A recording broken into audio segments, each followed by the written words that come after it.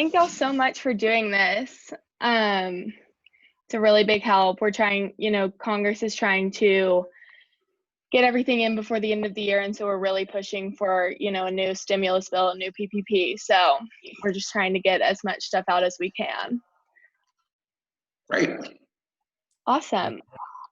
Okay. If we want to get started, if each of y'all could just kind of introduce yourself, your business, and that's it. We can start with Bryan if you want. Sure. Hi, I'm Bryan Gossel. We have 3 stores in northern Colorado and continuing to grow as we go. Awesome. Andy? Yeah, my name's Andy Fiffick. I have a chain of 10 automotive light truck and automotive repair shops here in the Cleveland, Ohio, Northeast Ohio area, and been in business 45 years. Wow, awesome. Okay, do each of y'all want to just kind of tell me about your experience during the pandemic, how everything's been going, and the PPP, basically just if you applied, if you got a loan, and how everything went? Andy. Do you want to go first? Yeah, we can start with Bryan. That works. So the whole PPP thing definitely been kind of frustrating, honestly. Like, it was a lot of work and how they rolled it out. Like, there was so many, I was almost 24/7 for a week when they were rolling it out, and they kept changing the rules. Like, I had our accountant and our office controller literally working Saturday and Sunday because you didn't know that it wasn't very clear how they were rolling it out, and they kept changing the rules, like even midstream, and they still are today, it seems like. Right.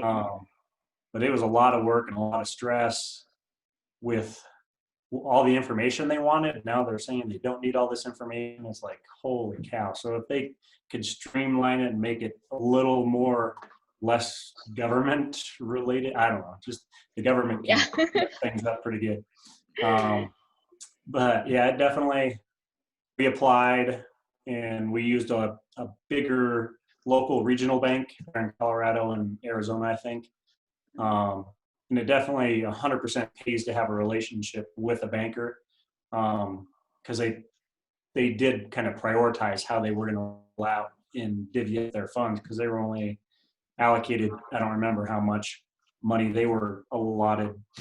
But definitely having that relationship with the banker helped a ton, and it relieved a lot of stress. And I have his personal cell number. I mean, there was times Sunday night at 11 o'clock, I was talking to him just to try to make sure everything was done the way it was supposed to be. We did get the PPP, and we did some EIDL loans. It definitely helped. I mean, with our 3 stores, we went from 1 to 3 pretty quickly. So, I mean, we're at 3 a year and a half now. And it definitely was stressful because we opened the 2 shops like a week apart of each other last February and March. And oh, goodness. So it added actually it's a year and a half. So we had been in just about a year when all this stuff happened. And still, it was scary. I mean, going and growing and growing our family like we did. I was definitely scared that I was going to let my team down, but I mean, we powered through it, and the PPP definitely helped relieve a lot of that stress because of all the uncertainty. Customers weren't sure, car count dropped. I know one of our stores, they were like, did like $5,000 for the week, and that's just like nothing, that really doesn't do anything, it was like 1 car a day almost. It definitely helped to just relieve the stress for sure. Definitely. So yeah, right now we have not been forgiven yet. Okay.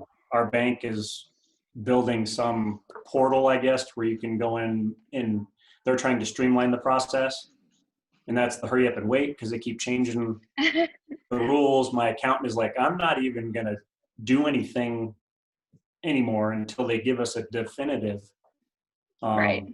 This is like, we did so much work and wasted so much time and energy, and now it's like we don't need to do all the stuff that we did. Like, that was very frustrating.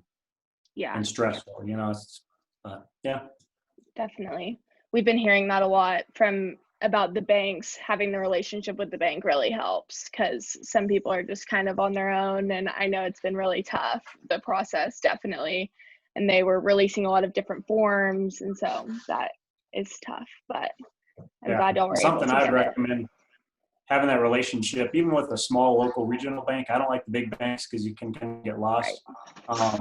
But make sure the bank you're doing is an SBA approved provider, that they can do SBA, help you with an SBA loan if you're needing, because that way they already have a relationship with them, and that'll definitely help roll things easier. Yeah, definitely. Awesome. Okay, Andy, do you want to kind of talk to your experience as well?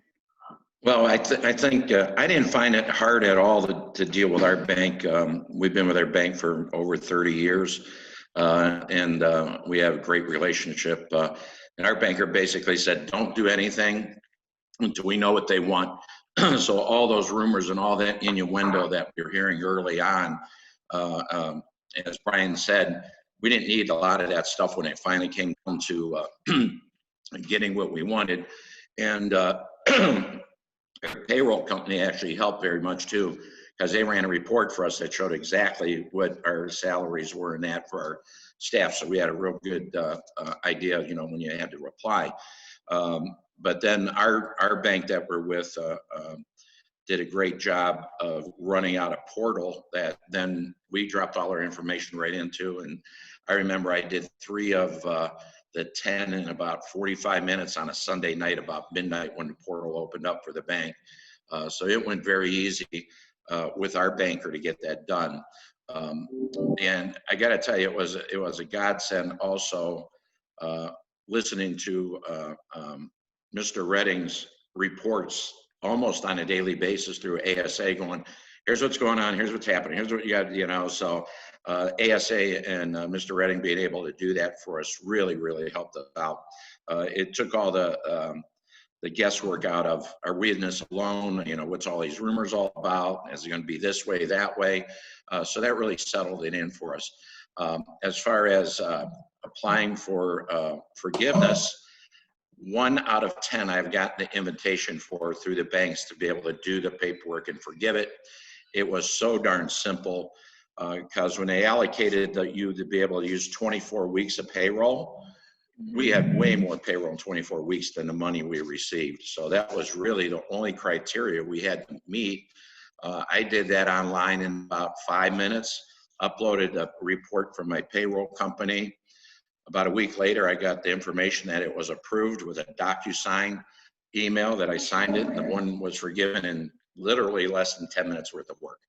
But I was ready. I had my payroll company run the report for the 24 weeks of payroll right after we received the money, so we knew exactly what we spent. And SBA likes that because it's a third party verifying, yeah, they spent this money. As far as the money being used and what we used it for, we used ours for all payroll pretty much. When this all started, I vowed to my teams that I was not going to lay anybody off. That's great. That was in the beginning before we realized how long this thing was going to go on. So I was taking it on the chin, guaranteeing all my guys at least 40 hours a week. And it got pretty bad there in the middle. I'd say April and May, where we were only at about 50%. So I had guys cleaning, painting. You know, we took equipment apart and rebuilt it. The shop has never looked any better, all of them. I mean, we painted everything, cleaned everything. We even took the alignment rack and stripped it down and rebuilt it, put it back together. So my staff has never missed $1 payroll the whole time. I vowed to do that before I even knew I was going to get PPP money. But I can tell you 3 of our 10 locations probably would not be open today if we didn't have PPP money. Namely, my downtown Cleveland location. When the governor shut down all the offices downtown and all the work downtown, we had no clients. I mean, the only clients we have is somebody that drives into town to work for the day. We do their service and they drive home that night. So that store, I could guarantee you right now, would not be open today if we didn't have PPP funds. A few of my other stores are the same way. 2 others, I don't think would have made it. just because the business got so bad. And then it got better. And then, as we know, just in the last 3 weeks, everything's getting shut down again. And I just had an alert this morning that our governor is going to extend the curfews through January 2nd now, where all bars and restaurants got to close by 10 o'clock. So, most people realize after 10 o'clock, I think, is when most bars make their money. If the bartenders and the waitresses and the cooks and the cleaners and that whole industry aren't getting paychecks, they're surely not coming to us to get their car fixed. So it's a trickle-down effect. I think another round of stimulus done better and smarter, like Bryan says. I think they learned their lessons. I would hope it would go much smoother. I would like to see the people that really, really got, we're considered an essential business. We're able to stay open the whole time. So we're turning some dollars. But these poor guys with the restaurants and the bars, and they've been shut down so long. One little dose of PPP back last April lasted them 6, 8, 10, 12 weeks at best. Now they're really hurting. So I think the program needs to be slightly adjusted, that if your local governor or government says you cannot work, well, then I think the PPP needs to step in and adjust for that and say, hey, you've been out of work for 6 straight months. Let's cover your payroll. Let's cover your rent and your utilities for that 6 months, so that when you are allowed to reopen, at least you're healthy. You're somewhat healthy. You're never going to be really healthy, but at least if you could still be in the game at the end of the road, I think that's something they need to consider. Mm-hmm.